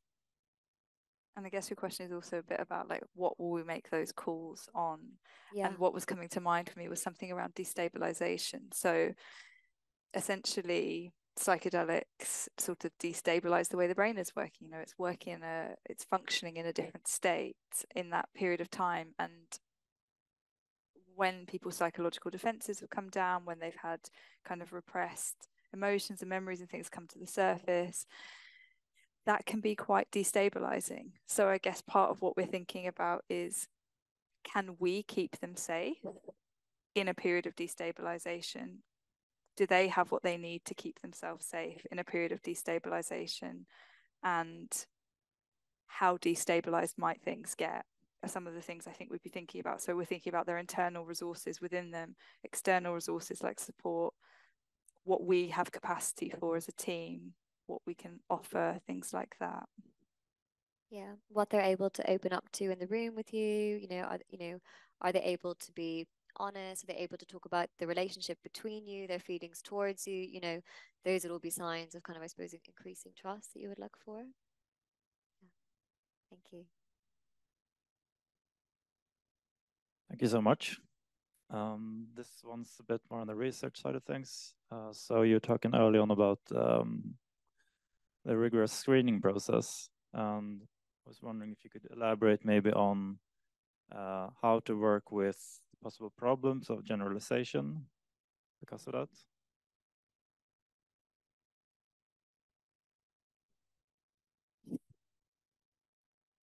How to stop possible generalization. Generalization. Generalization, yeah. What was it? Can you just ask the question again? So you mentioned like briefly that there might be a problem of generalizing from the results because of the screening process. Yes. I guess it's that, so basically in clinical trials, you end up with very highly selected samples. So you have this very... saying, how do we stop that happening? Oh, how do we stop that happening? Yeah. I actually have to say, I've never thought about that question. So I'm thinking about it on the spot now. I talk all the time about it being a problem, but never thought about the solution. So I'm glad you asked. I think one thing is, I think it's important for research to be honest about how stringently they're screening. So in a sense, I think if we are very open and clear about kind of, we didn't let people in who were like this, like that, like very clear, because I think people don't want to be seen to be cherry picking in a sense, and the realities that most trials are. And so, of course, because then people sort of in a way think, well, the results aren't as sort of reliable, or people don't take them seriously or whatever. So I think for me, I've it's included in my paper that I wrote. I sort of nearly always include it in every presentation I do. But I suppose we're not really sure exactly what the sort of screening and recruitment sort of, well, I guess we don't really know what that's going to look like in a way when things are legalized. But I imagine that everybody, if this ever gets legalized in the UK anyway, we can only really speak about there ourselves, people are going to be really cautious. So I think it's going to be extremely strict criteria to begin with that will slowly open up. So I suppose in some ways people could use I suppose you could say, well, how did we screen for our trial? And there were sort of lots of things that, you know, by the end that we need to look for, that we knew were going to be problematic. And so, you know, maybe it will be that we'll be helping to train or educate people about that. But we don't know. I guess we just don't know how rigorous it needs to be. You know, it might be that things can be much more generalized than we think, but we're just sort of, I suppose, saying, let's start with caution in a sense. So yeah, that's as good of an answer as I can come up with on the spot.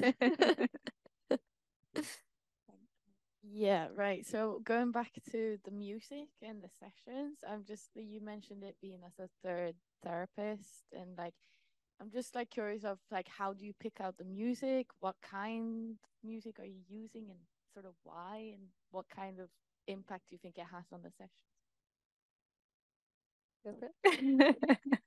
So I don't know that. I mean, our music was very thoughtfully put together by the clinical lead of the study, Ros Watts. So she really thought about putting that music together. And I guess ours was maybe closer to a sort of mix of world music, like and ambient, kind of modern instrumental, bits of classical. So it's a bit mixed, and it's designed in kind of peaks. So to flow, so the intensity of the music to flow with the peak of the experience. So there's a kind of building up to a crescendo, a kind of easing off for a period of time, and then building back up. So to kind of support with the emotional intensity, titrating it somewhat, I suppose. The beginning and the end tends to be quite sort of holding, supportive music. So there's the Bonnie method. I don't know. Yeah. Is that what you're trained in? Yeah, it's fantastic. Yeah, we did a workshop with them. It was amazing. Yeah, very cool. Yeah. Yeah. That talks about the different structures. You probably speak to this better than we would. There's different structures in the music, which it's a bit like, I think about the Icaros that shamans will sing, that they have different impacts on you.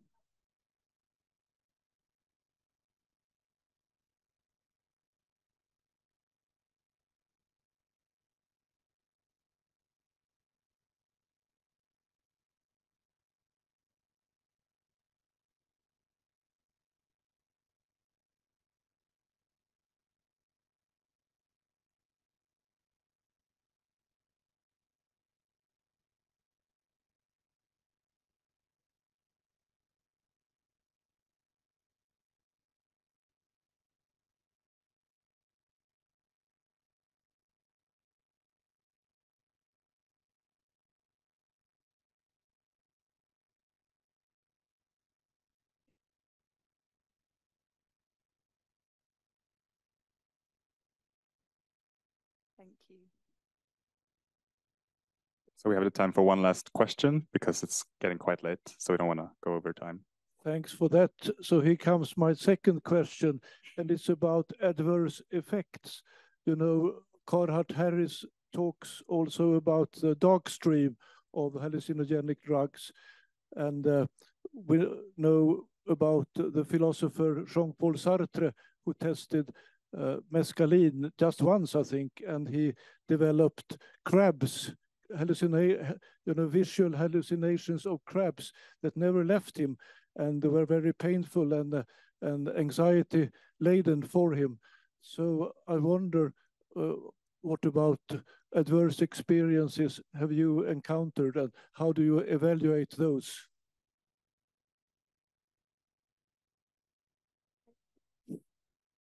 Come in.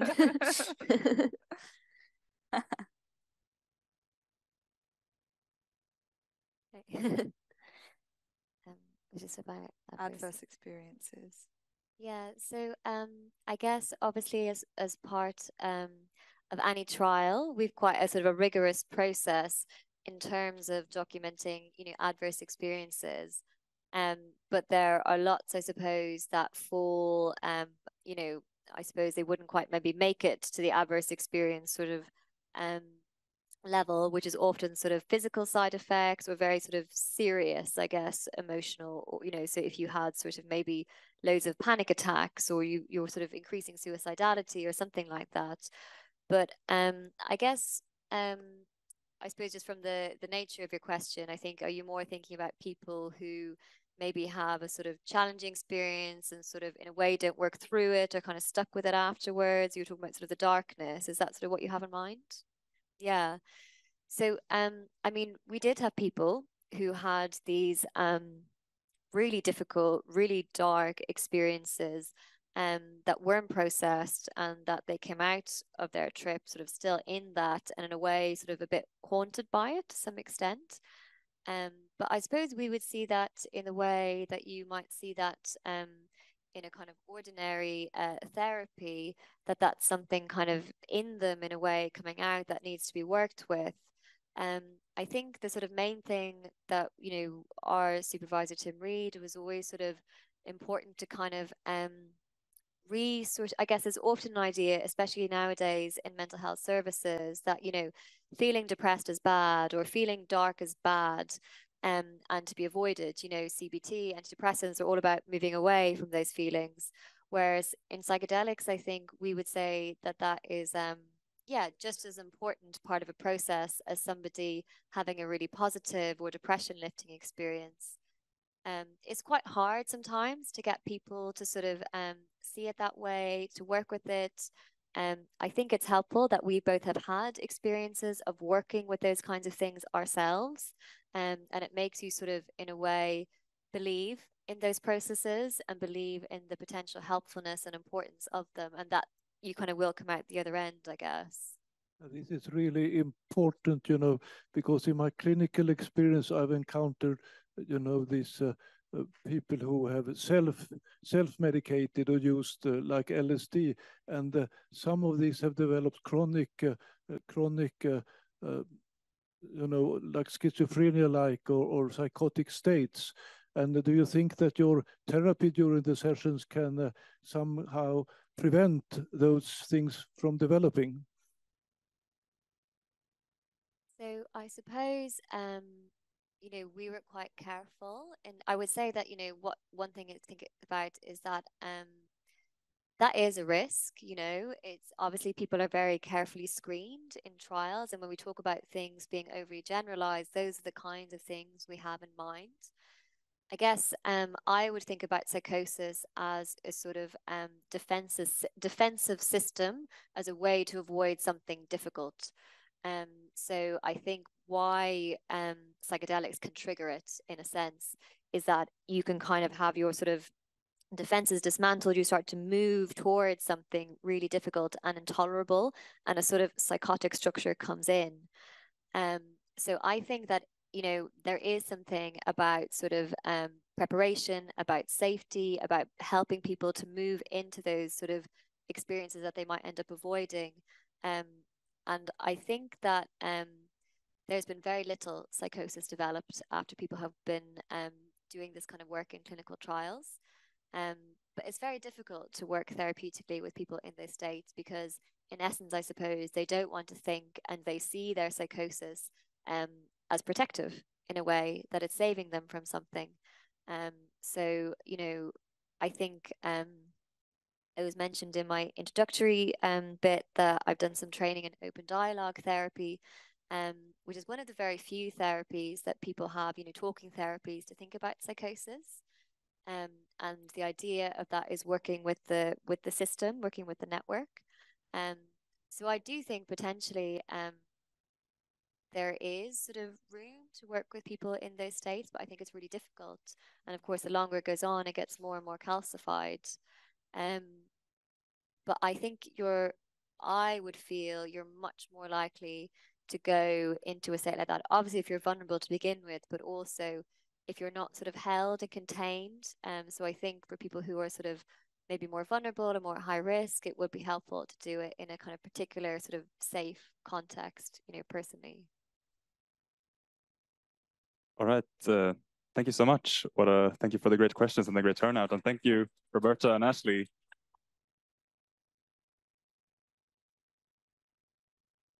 All right. That's it. Thank you.